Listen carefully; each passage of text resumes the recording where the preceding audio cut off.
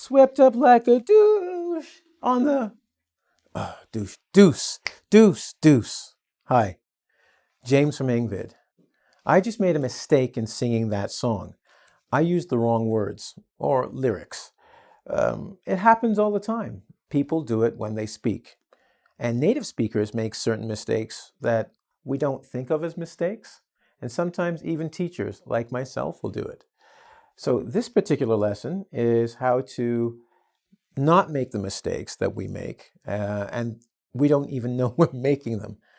I want to help you speak like a native speaker, but not make the same mistakes they do, okay? So we're going to look at 5 different word pairs that are confused in English, but at the end of this lesson, you won't be confused. And in fact, you should understand English a little bit better.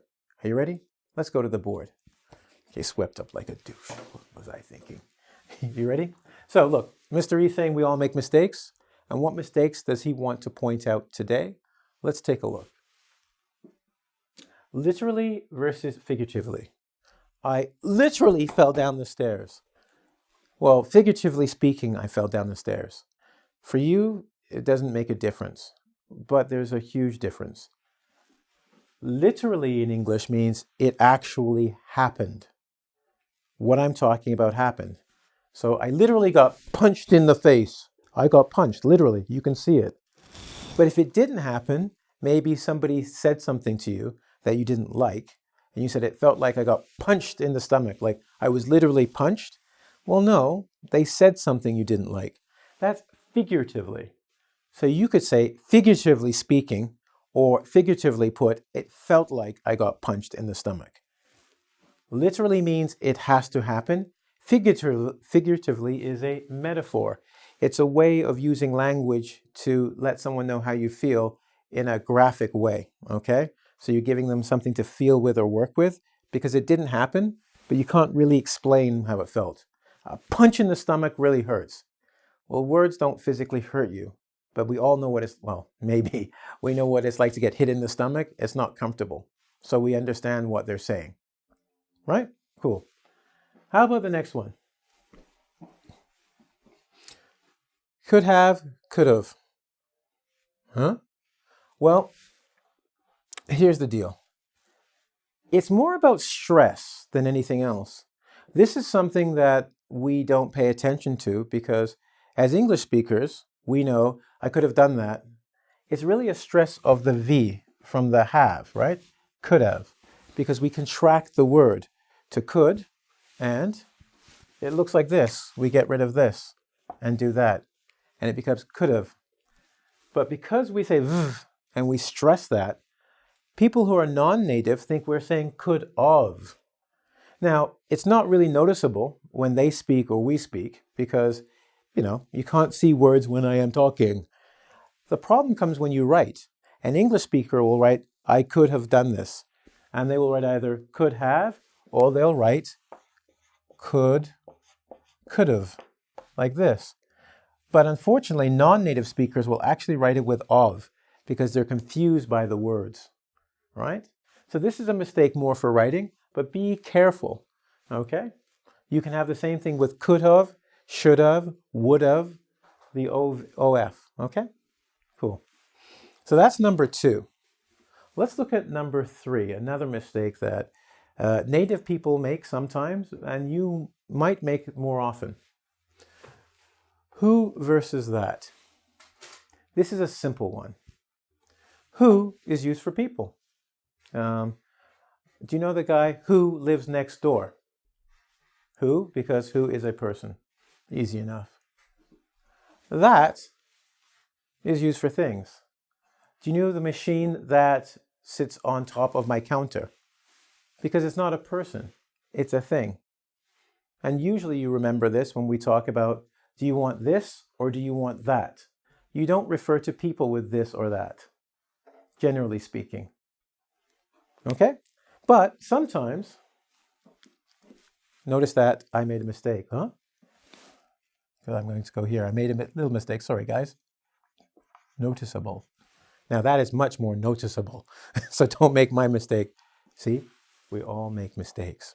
Anyway, who versus that. Now, when I said that with the machine, do you know that machine on my desk? It's for things, right? You wouldn't say, do you know the machine who sits on my desk? I go, interesting. You think the machine is alive? We need to see a doctor. All right.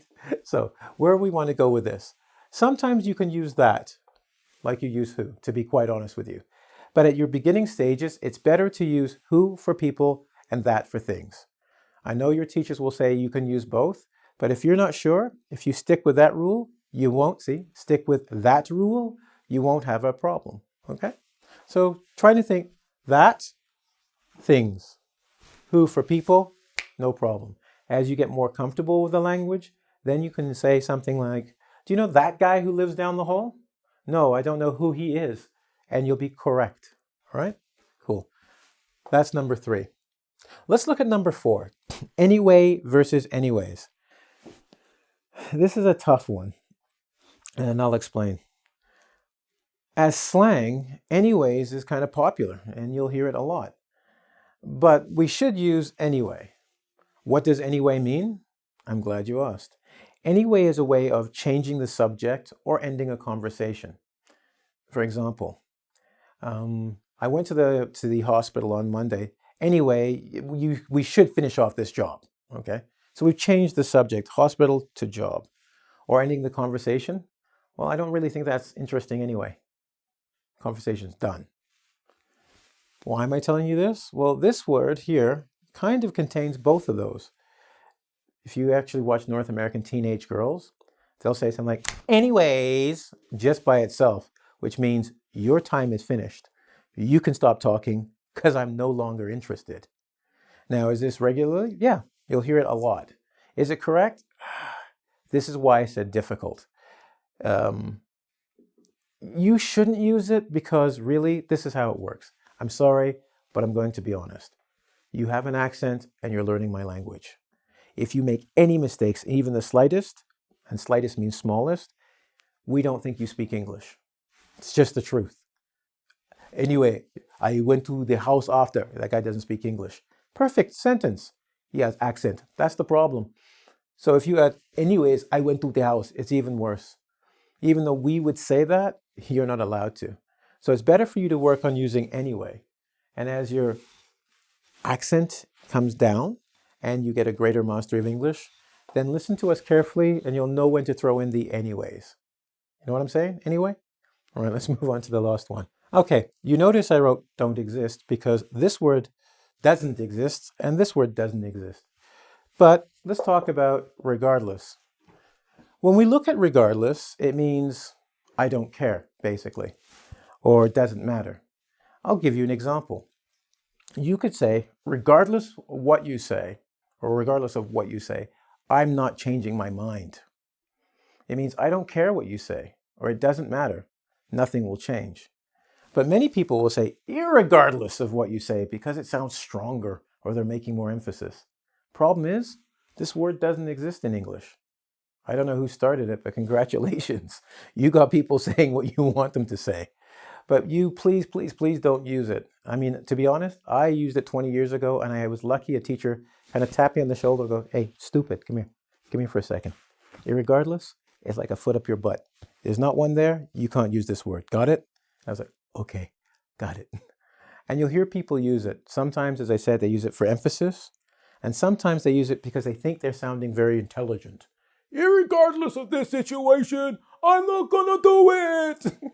Now you can now say, hey, dumbass, don't use that. Regardless, just gonna help you out. All right? So as a quick recap before we go on to the next board, as you know what's coming up, a little quiz, right? Literally versus figuratively. Think of it this way. Literally has to happen. It must happen. When you say figuratively, you can say figuratively speaking or figuratively put. Okay? Figuratively put, blah, blah, blah. Figuratively speaking, blah, blah, blah. So if it didn't really happen, it's a part of your imagination, use figuratively because you want someone to feel it. And use literally when it happened. Okay? Could have versus could have. It's almost the same. Remember, it's not important how you pronounce it because they sound the same. It's written. Be careful. Because we overemphasize the v, it sounds like of. So when in doubt, write could have. Don't even do the contractions with could have, no problem. That works for should have, would have, whatever else, okay? Next, who versus that. It's a little confusing because you watch English speakers use both. I'm suggesting you use who for people, that for things. As you get more comfortable with the language, then you'll know you can use that and when you can, and you won't make any more mistakes. Steaks? I must be hungry. Mistakes, okay? Anyways, remember, dismissive. Anyway is correct. Remember to end a conversation or change it. Anyways, it is used in slang. So as much as I say it doesn't exist, it's used in slang to basically end the conversation. Okay, anyways, we're moving on. Meaning we're finished, time's up. All right? Regardless versus irregardless, kill this and you're okay. Cool? You ready for the quiz? I am. Okay, so we've worked on the 5 things that native speakers make a mistake on, and possibly your teachers. I'm guilty of it. We all are. I want to give you 2 little hints to help you out before we do the quiz. Are you ready? Let's go to the board. Mr. E is gone, but he's here in our hearts. The first thing he would have us do is this. Check pronunciation online. Huh? Well, you're on a computer because you're watching me right now, so I know you have one. Stop for a second. If you have a word, you go online, type it in. What will happen is the word will come up or it won't. If it doesn't come up, it doesn't exist. Example, if you say something like Thursday, I go to you Thursday. I'm thinking, what do you mean? Do you mean Tuesday or Thursday? Put that in the computer, Thursday. The computer will say, sorry, you're crazy. Because of that, you can't use it. So check your pronunciation online. Another way to do it is if you use an English to English dictionary, at the top, they'll have the word plus pronunciation, some helpful hints and guides. Check that, okay? Finally, oh yeah, see, if you can't find the word, it doesn't exist. If you put it in the computer, Tuesherday, and the computer goes, sorry, dude, don't exist. Move on. And where do you move on to? If you're really confused, I'll give you a second place. You might recognize this. Check out engVid. Huh? Well, if you look at engVid, I'm standing here. There's a search box. I think it's up here. If you look up, you see a box that says search. Put in your word. We've done a lot of videos over the years, and if it's not myself, some of the other teachers may be talking about what you want. And it won't be just pronunciation. It could be grammar use. It could be used in idioms. It could be the pronunciation. Heck, who knows? So if you put it in there, you might find it. And if you can't find it, drop us a note. What? Yeah, drop us a note. It's by the quizzes, and we'll try and help you. I'm always looking for cheap and easy lessons, so help a brother out, okay? Just drop a note like, what is about this? What is this? And I'll be happy to go, easy lesson for James, okay? Me and E, always looking for easy. Rhymed. So, once again, check out the pronunciation online. Put the word in. A lot of computer systems or a lot of programs will tell you how it sounds, okay? Or use a dictionary, paper to paper. Check out the word, look for it. If not, go to engVid. We'll help you the best we can. And speaking of which, time to do the quiz. You ready? Let's go to the board. Let's look at the first one. I said to him, irregardless of what you say, I'm going home tonight. What's wrong? Or is it right? Take a look. That's correct. Do you remember I said there were 2 words that weren't really words in English? Well, one of those words was irregardless. You can say regardless, and that's okay. So the answer was no, it was not correct, and the correct answer is regardless. Let's look at number 2. The new neighbor who moved in is nice. Is it correct? Yes or no?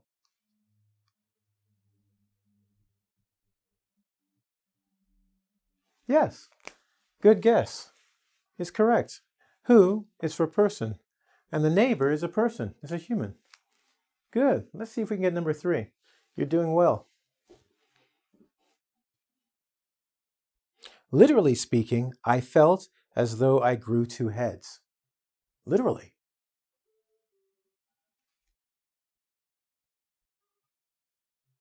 Ah, you're smart. You noticed that when we said speaking, I said we should use another word. Remember? That word was figuratively, because when something literally happens, it actually has to be real. And you know you don't have two heads, do you? So let's put this here. Figuratively. Figuratively speaking or figuratively put. Remember we talked about that before? You're really doing well. We've got one more to go, and let's just see how you do. All right? Anyways, don't be upset. I still think you did the right thing.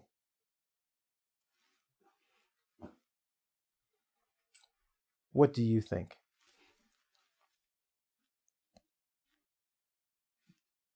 Yes or no?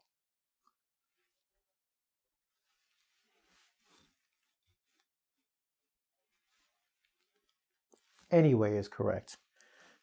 Anyway, comma, don't be upset. I still think you did the right thing is correct. Anyways is that funny word I talked about where I said anyways is kind of slang.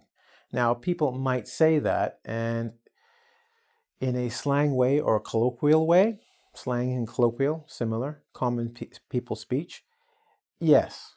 But for for writing in a correct way or putting it on a paper, use anyway. Anyway, my time is up. I hope you enjoyed the lesson, and I'm going to ask you to go somewhere. Where would I possibly ask you to go? Well, www.ing,